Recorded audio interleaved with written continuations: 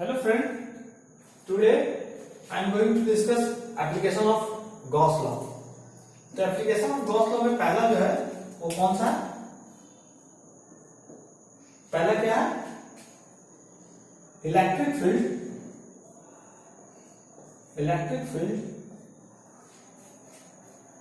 Of infinitely long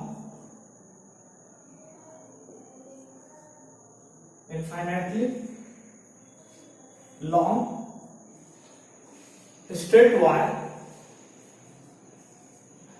wire uniformly charged. तो आपको समझ में आ गया होगा electric field of infinitely long straight wire due to uniformly charged, क्या लिख लीजिए, ड्यू टू यूनिफॉर्मली चार्ज्ड। जैसे ये देखिए एक वायर है, ठीक है,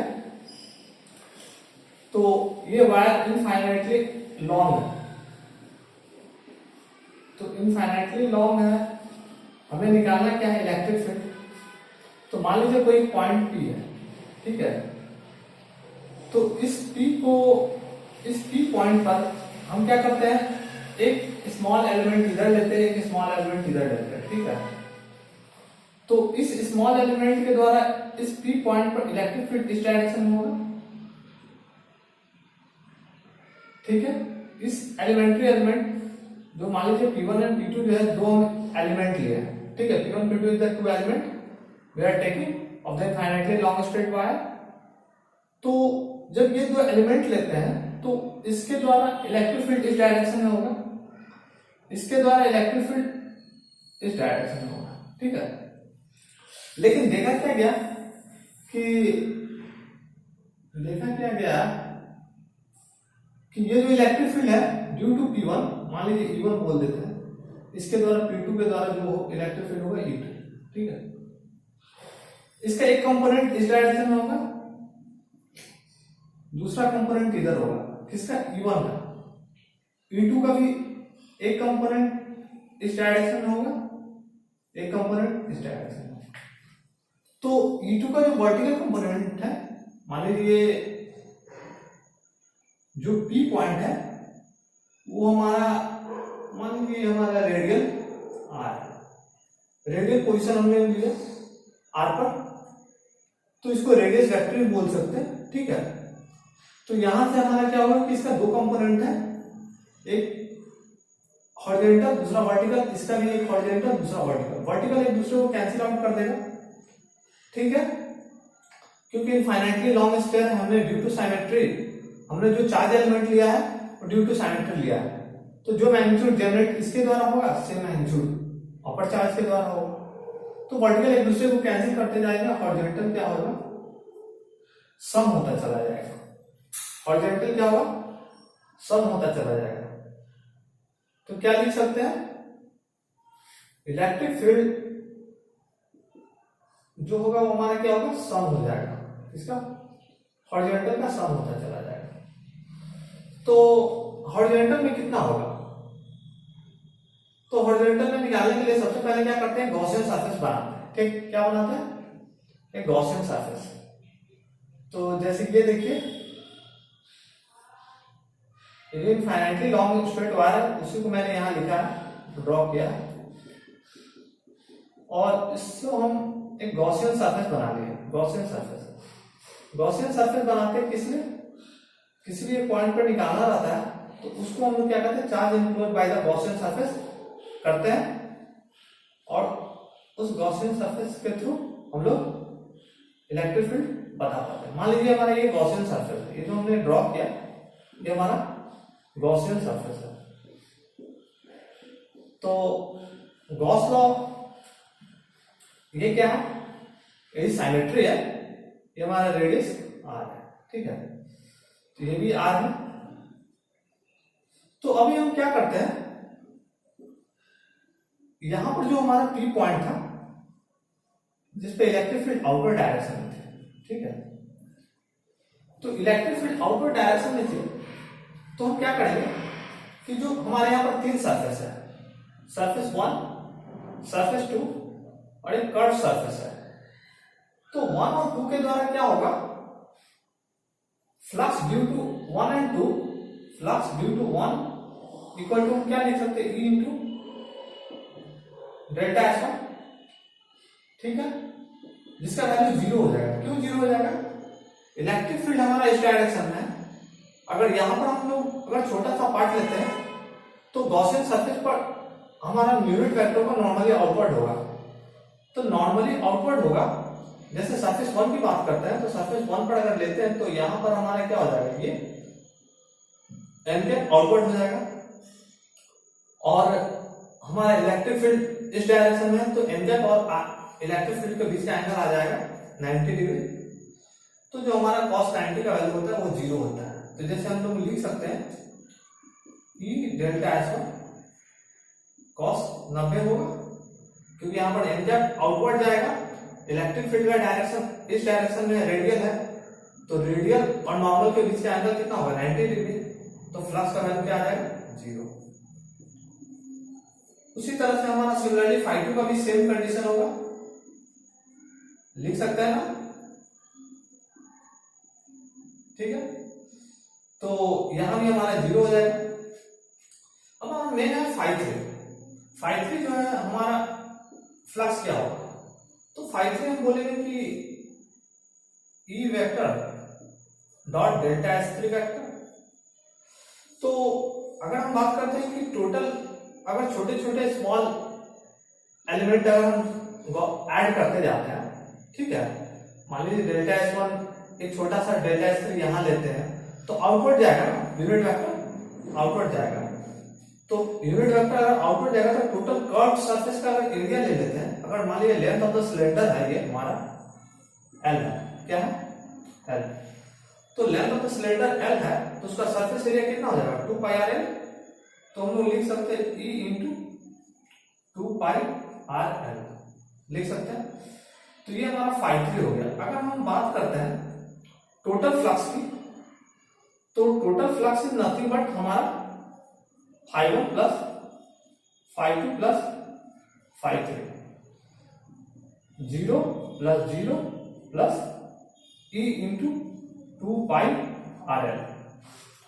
तो यहां से हम एक इक्वेशन पाते हैं E इंटू 2 पाई RL, ठीक है, ये इक्वेशन 1 है, ठीक है, हमने इक्वेशन 1 नाम दिया, नोट डाउन कर लीजिए यहां तक, कोई दिक्कत नहीं। देखिए इसके द्वारा क्या होगा, इसका जो डेल्टा S वेक्टर जो है, मतलब कि जो n cap unit vector outward normally outward होगा, इलेक्ट्रिक फील्ड इस डायरेक्शन में, तो दोनों के बीच का एंगल कितना होगा, 90। सरफेस 1 और सरफेस 2 के द्वारा हमारा इलेक्ट्रिक फ्लक्स का वैल्यू हो जाएगा 0। मेन जो फ्लक्स जनरेट होंगे हमारे सरफेस 3 के होंगे। तो सरफेस 3 का हमने कैलकुलेशन किया E इंटू 2 पाई RL। क्यों, क्योंकि सरफेस 3 में हमारा जो एरिया एलिमेंट वेक्टर है जो बाहर की तरफ होगा, आउटवर्ड नॉर्मली होगा, और इलेक्ट्रिक फील्ड दोनों के बीच का एंगल कितना होगा, 0। तो अगर डॉट प्रोडक्ट करेंगे तो E डेल्टा S3 और डेल्टा S3 अगर स्मॉल एरिया एलिमेंट छोटे ऐड करते जाएंगे तो total surface area of the cylinder आ जाएगा, और total surface of the area of the cylinder 2 pi RL होता है। तो यहां से φ3 का वैल्यू आ गया। और φ जो होता है total sum of the all flux, φ1 φ2 φ3 सबको जोड़ दिया, जोड़ने के बाद ये एक्सप्रेशन है, ठीक है, नोट डाउन कर लीजिए। नेक्स्ट, तो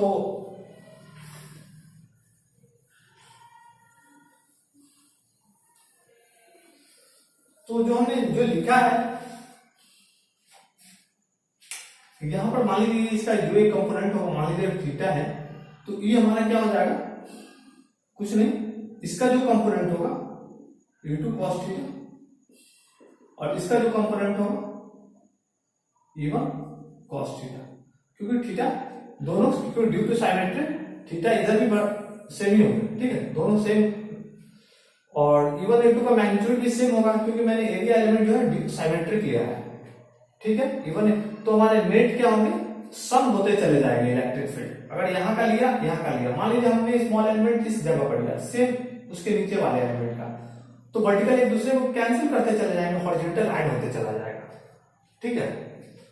तो फ्रॉम गॉस लॉ हम लोग क्या जानते हैं, फ्रॉम गॉस लॉ हम लोग क्या जानते हैं, फ्लक्स क्या होता है? Flux is nothing but charge enclose by the Gaussian surface. ये गॉसियन सरफेस के द्वारा जो चार्ज इनक्लोज होता है Q divided by epsilon not, हम लोग ने पढ़ा। तो Q कितना चार्ज इनक्लोज होगा गॉसियन सरफेस के द्वारा? तो गॉसियन सरफेस के द्वारा चार्ज जो इंक्लूड होगा, क्योंकि ये हमारा लीनियर चार्ज डेंसिटी है, ये हम बोल दे रहे हैं लैम्डा लीनियर चार्ज डेंसिटी है। क्या? Linear charge density. Linear charge density मतलब हम लोग उसको रिप्रेजेंट लैम्डा से करते हैं। Lambda is nothing but our linear charge density.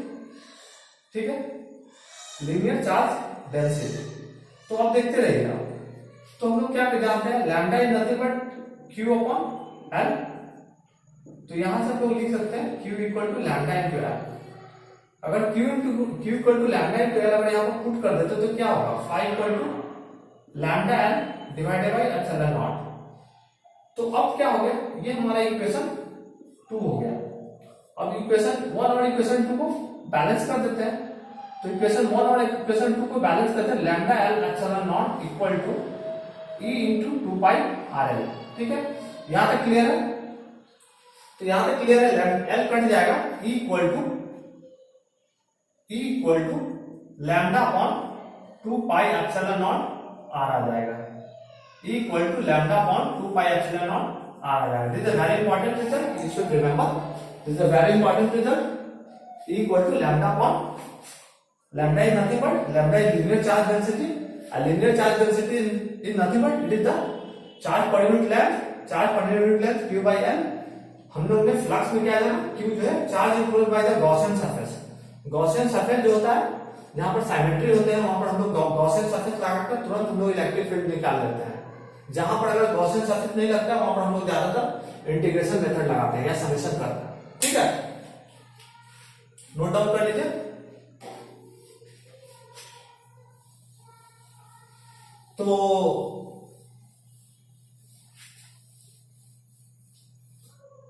तो क्या आया हमारा? ये वाला डॉट लाइन में गॉसियन सरफेस को बता रहा है। तो हमारा लैम्डा इक्वल टू क्या है? इलेक्ट्रिक फील्ड क्या आया? Lambda upon 2 pi epsilon not into R। ये स्टैंडर्ड रिजल्ट है, मैग्नीट्यूड फॉर्म है। ठीक है, अगर हम इसका वेक्टोरियल फॉर्म में लिखेंगे तो कुछ नहीं, lambda upon 2 pi epsilon naught R। ठीक है, 2 पाई एप्सिलॉन नॉट R। और इधर क्या हो जाएगा हमारा? R cap. तो ये हमारा क्या हो जाएगा? Lambda upon 2 pi epsilon naught R into R cap. R cap क्या होगा? वो यूनिट वेक्टर होगा। कौन? Outward normally, outward normal side में जो होगा वो हमारा यूनिट वेक्टर होगा। ठीक है, तो ये क्लियर है आपका? ठीक है, यहां तक। लैम्डा हमारा लीनियर चार्ज डेंसिटी है, एप्सिलॉन क्या है? Epsilon not permittivity of free space है। तो हम बोल सकते हैं कि इलेक्ट्रिक फील्ड होगा इसका इंडिपेंडेंट ऑफ किसका इंडिपेंडेंट है? हमारा रेडियस है, तो हमारा लोकेशन इंडिपेंडेंट है। लोकेशन कहीं भी लीजिए, आपका इलेक्ट्रिक फील्ड यही आ रहा है। तो इंडिपेंडेंट ऑफ पोजीशन बोल सकते हैं। पोजीशन कहां? ठीक है, it is a radially dependent है।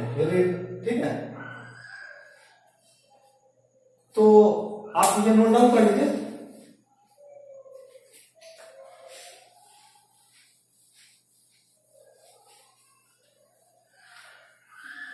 तो अभी हम आगे देखते हैं। ये हमारा फर्स्ट एक्सप्रेशन था, electric field of infinitely long straight wire. अभी हम जो देखेंगे एक्सप्रेशन वो होगा हमारा एक्सप्रेशन प्लेन शीट का, इनफाइनाइटली प्लेन शीट। ठीक है, तो लिखिए 2 नंबर में, electric field due to uniformly charged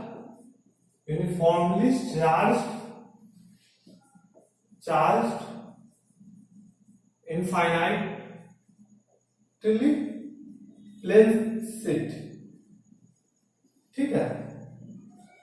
मान लीजिए इस तरह का कोई शीट है जो हम बनाने जा रहे हैं, आप देखिए। तो इस तरह का कोई इनफाइनाइटली लॉन्ग शीट है।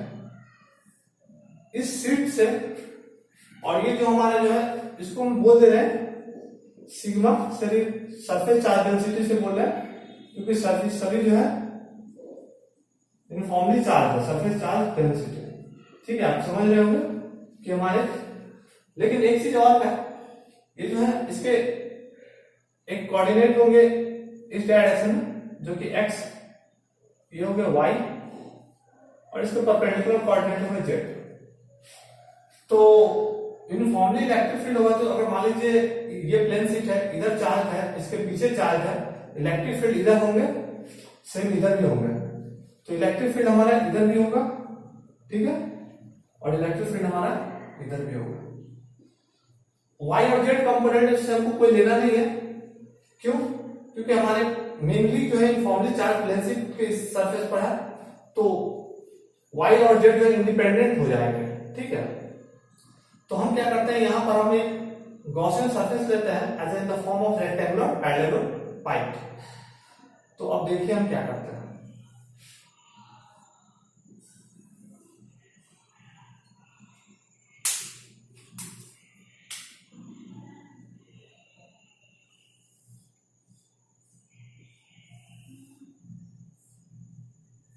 आप देख सकते हैं कि हमने एक रेक्टेंगुलर पैरेललोपाइड फॉर्म में हमने एक गॉसियन सरफेस प्लॉट कर लिया है, ठीक है। तो अब यहां पर क्या होंगे, इसके एक सरफेस ये है, एक सरफेस ये है, ठीक है। इसका एरिया ए है, सेम इधर भी एरिया ए है। इसका normally outward vector n cap इधर ही होगा, ठीक है। इसका जो होगा एन कैप इधर होगा, ठीक है। तो अब हम जो बात करने जा रहे हैं, टोटल फ्लक्स की बात करने जा रहे हैं। हमने पहले बोला कि फ्लक्स को हम फोकस करेंगे एक्स डायरेक्शन में, वाई जेड को मतलब कि नेग्लेक्ट करेंगे, क्योंकि हमारा मेन जो चार्ज फेस है ये वाले हैं, ठीक है, वो बहुत कम है इन कंपैरिजन टू एक्स। तो हम बोलेंगे कि फ्लक्स जो होगा, अगर ये हमारा सरफेस 1 है, ये सरफेस 2 है, तो flux is nothing but sum of the all flux 1 flux 2। तो फ्लक्स 1 को हम लोग लिख सकते हैं, इलेक्ट्रिक फील्ड हमारा इसी डायरेक्शन में है, और एरिया वेक्टर का यूनिट वेक्टर का डायरेक्शन भी इधर ही है, तो दोनों सेम डायरेक्शन में है, तो डायरेक्ट हम E इंटू ए लिख सकते हैं, बिल्कुल। और यहां पर भी डायरेक्ट लिख सकते हैं E इंटू ए। तो फ्लक्स हमारा क्या आ गया, 2E ए। ये क्लियर है, ये इसको फर्स्ट इक्वेशन मान लीजिए, ठीक है। अब by using Gaussian surface, from Gauss law से हम लोग क्या जानते हैं, फ्रॉम गॉस लॉ से क्या जानते हैं हम लोग, गॉस लॉ से phi nothing but our Q enclose by epsilon naught, और charge enclose by the Gaussian surface. अब यहां पर हम क्यू के जगह पर हम लोग जानते हैं कि surface charge density is Q by A, तो यहां से Q equal to sigma into A लिख सकते हैं, पुट कर देंगे, तो फ्लक्स इक्वल टू क्या हो जाएगा, sigma A upon epsilon not. ये हमारा इक्वेशन 2 हो गया। अब इक्वेशन 1 और इक्वेशन 2 को दोनों को बराबर कर लेंगे, तो क्या लिख सकते हैं, E2 in times E A equal to sigma A epsilon naught. एक कट जाएगा, E is nothing but sigma upon 2 epsilon naught. This is a very standard result, you should remember. तो ये जो इलेक्ट्रिक फील्ड है due to infinitely plane sheet का है। अगर हम इसे वेक्टर फॉर्म में लिखेंगे, तो वेक्टर फॉर्म में इस तरह से लिख सकते हैं, sigma upon 2 epsilon not an cap is nothing but normally outward direction में जो वेक्टर है, ठीक है। तो एन कैप लिख सकते हैं, सिग्मा की जगह हम लोग क्या लिख सकते हैं, सिग्मा की जगह हम लोग ऑलरेडी हमने लिखा sigma equal to Q equal to sigma n, ठीक है। This is the result, this is a very important result in the form of vector form, ठीक है। नोट डाउन कर लीजिए, ठीक है। हम लोग आगे चलते हैं नेक्स्ट। अभी हम जो थर्ड केस में जा रहे हैं, थर्ड केस में जो जा रहा है वो होगा हमारा थिन स्फेरिकल सेल। क्या होगा? Thin spherical shell. तो देखिए थिन स्फेरिकल सेल का सेम एक्सप्रेशन रहेगा, electric field due to uniformly charge thin spherical shell. यहां पर लिख लीजिए thin spherical shell, thin spherical shell. अब एक चीज और है, थिन स्फेरिकल सेल आ रहा है मतलब कि कोई चीज स्फेयर की बात हो रही होगी, मान लीजिए ये स्फेयर है हमारा, ठीक है, तो इन the form of Gaussian surface हम लोग ने ड्रॉ करके रखा। मान लीजिए थिन स्फेरिकल सेल है, ये हमारा लिख लीजिए आप सरफेस चार्ज डेंसिटी, लिख लीजिए सरफेस चार्ज डेंसिटी। अब क्या है कि ये हमारे यूनिफॉर्मली चार्ज है, ये स्फेयर जो यूनिफॉर्मली चार्ज है, मान लीजिए radius of the sphere is r। तो अब क्या करते हैं हम, कैपिटल R लिख लीजिए ताकि सुविधा होगा। अब इसको हम कोई बाहर में पॉइंट लेते हैं, मान लीजिए पॉइंट P लेते हैं यहाँ पर, तो इस P पॉइंट पर हमको इलेक्ट्रिक फील्ड निकालना है, तो हम क्या करते हैं, इसको सबसे पहले क्या करते हैं कि गॉसियन सरफेस से इनक्लोज कर देते हैं। जब गॉसियन सरफेस से इनक्लोज कर देंगे तो हमारे यूनिफॉर्मली चार्ज स्फीयर के द्वारा सभी जगह इलेक्ट्रिक फील्ड होंगे बाहर की तरफ होंगे, ठीक है, और रेडियल वेक्टर जो होंगे गॉसियन सरफेस वो भी नॉर्मली आउटवर्ड होगा। तो हम लोग लिख सकते हैं क्या कि फ्लक्स जो होगा, फ्लक्स इक्वल टू हम लोग ने बताया ना ई डॉट डेल्टा एस, हम लोग ने बताया। तो ई तो दोनों के बीच में क्या होगा, ई का मतलब कि हमारा रेडियल वेक्टर है, इलेक्ट्रिक फील्ड का जो डायरेक्शन रेडियली आउटवर्ड होगी, इलेक्ट्रिक फील्ड रेडियली आउटवर्ड होगा, एरिया वेक्टर जो है नॉर्मली आउटवर्ड होगा। तो हम लोग क्या लिख सकते हैं, E into N cap, E into R cap dot delta S के जगह हम लोग क्या लिख सकते हैं, delta S into N cap. और N cap and R cap and N cap both have same direction, both have radially outward हो गया ना। तो रेडियली आउटवर्ड मतलब क्या हो गया, एंगल कितने हो जाएंगे, दोनों पैरेलल होंगे, both have a radially outward and parallel, then theta between them is what, 0 degree. जब थीटा जब 0 होगा तो हम डायरेक्टली लिख सकते हैं flux equal to E into delta S, ठीक है। हम स्मॉल एरिया एलिमेंट की बात कर रहे हैं इसलिए डेल्टा एस की बात कर रहे हैं, तो यहाँ पर हम स्मॉल फ्लक्स, तो ठीक है। अभी हमने जो टोटल फ्लक्स की बात करें तो flux, total flux is nothing but sum of all ES लिख सकते हैं, और टोटल फ्लक्स ES लिख सकते हैं ना, बिल्कुल। और एस के जगह पर हम लोग क्या लिखेंगे, तो एरिया ऑफ द स्फीयर, मान लीजिए पॉइंट जो है ये हमारा स्मॉल r, ठीक है, डिस्टेंस फ्रॉम द सेंटर, तो लिख सकते हैं E into 4 pi R square, E into 4 pi R square लिख सकते हैं, बिल्कुल। ये इक्वेशन हम 1 मान लेते हैं, ये इक्वेशन हमारा क्या हो गया 1। अभी देखिए हम गॉस लॉ से क्या करते हैं, flux equal to charge enclosed by the Gaussian surface q by epsilon naught, और q की जगह हम लोग क्या पता है, सिग्मा टाइम्स एरिया हम लिख सकते हैं 4 पाई, क्या लिख सकते हैं 4 पाई आर स्क्वायर, ठीक है, बाय एप्सिलॉन नॉट। अब दोनों को हम लोग बैलेंस कर लेंगे, ये इक्वेशन 2 और इक्वेशन 1 जो होंगे बैलेंस हो जाएंगे, तो हम लोग लिख सकते हैं क्या, E into 4 pi R square equal to sigma times 4 pi R square divided by epsilon naught, ठीक है। तो अब एक चीज फोकस कीजिए आप, यहां से 4 पाई काट दीजिएगा, तो क्या हो जाएगा, E is nothing but sigma R square divided by epsilon naught R square. एक स्टैंडर्ड रिजल्ट है, आपको याद रहना चाहिए, E equal to sigma R square epsilon naught R square. यहां तक नोट डाउन किए, आगे चलते हैं। तो E equal to sigma R square by epsilon naught R square. अभी देखिए E इक्वल टू, अगर इसको फॉर्म में वेक्टर फॉर्म में लिखूंगा तो sigma R square divided by epsilon naught R square R cap लिख सकते हैं ना। अब क्या करते हैं, सिग्मा को हम लोग क्या जानते हैं, sigma equal to Q upon A होता है, लिख लेते हैं Q by area 4 pi R square. Sigma की जगह Q upon A into R square divided by small R square epsilon naught. ठीक है, यहां से क्या हो जाएगा, कैपिटल आर स्क्वायर कट जाएगा, Q by 4 pi epsilon naught R square R cap.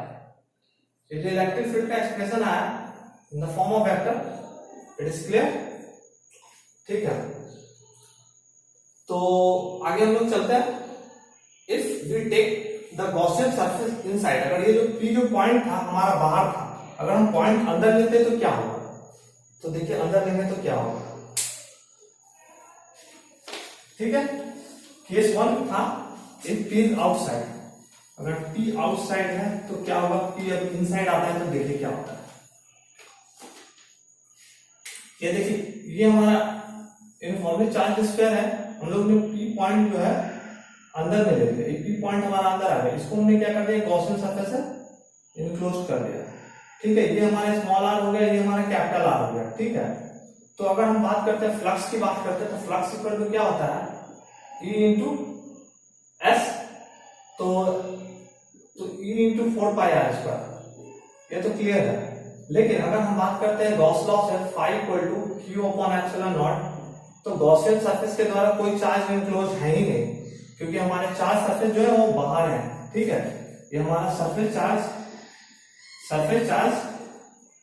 Density, तो सरफेस चार्ज डेंसिटी है, ये हमारा गॉसियन सरफेस है। ठीक है, ये हमारा गॉसियन सरफेस है, तो हमारे गॉसियन सरफेस के द्वारा कोई चार्ज इनक्लोज है ही नहीं, तो क्यू हमारा 0 है, तो फाई का वैल्यू क्या हो जाएगा, 0, और फाई का वैल्यू 0 हो जाएगा। तो हम यहां पर अगर पुट कर देंगे, ये इक्वेशन 1 है, ये इक्वेशन 2 है, तो अगर हम फाई का वैल्यू 0 पुट कर देंगे तो E into 4 pi R square कर दीजिए, तो इलेक्ट्रिक फील्ड का वैल्यू क्या आ जाएगा, 0। जब इलेक्ट्रिक फील्ड का वैल्यू 0 आ गया तो इसका मतलब, कहने का मतलब क्या हुआ कि अगर चार्ज कोई भी यूनिफॉर्मली चार्ज स्फीयर है थीन स्फेरिकल से, अगर अंदर में किसी भी पॉइंट लेते हैं तो कोई भी पॉइंट पर लेंगे तो अंदर में कोई इलेक्ट्रिक फील्ड एग्जिस्ट ही नहीं करेगा, कोई इलेक्ट्रिक फील्ड होगा ही नहीं। क्लियर है, तो ये आपका इलेक्ट्रिक फील्ड 0 हो जाएगा। तो यहीं तक थे हम लोग 1, 2 और 3। केस 1 में हमने बताया इनफाइनाइटली लॉन्ग स्ट्रेट वायर के बारे में बताया, सेकंड में प्लेन शीट के बारे में बताया, थर्ड में स्फेरिकल सेल के बारे में बताया। तो ये एप्लीकेशन ऑफ गॉस लॉ है, जो कि exam point of view very important है। थैंक यू फॉर लिसनिंग, और हमारे channel DK sir physics classes को सब्सक्राइब कीजिए और बेल आइकन बटन को दबा दीजिए ताकि हमारे नोटिफिकेशन आपको मिलते रहे। Thank you.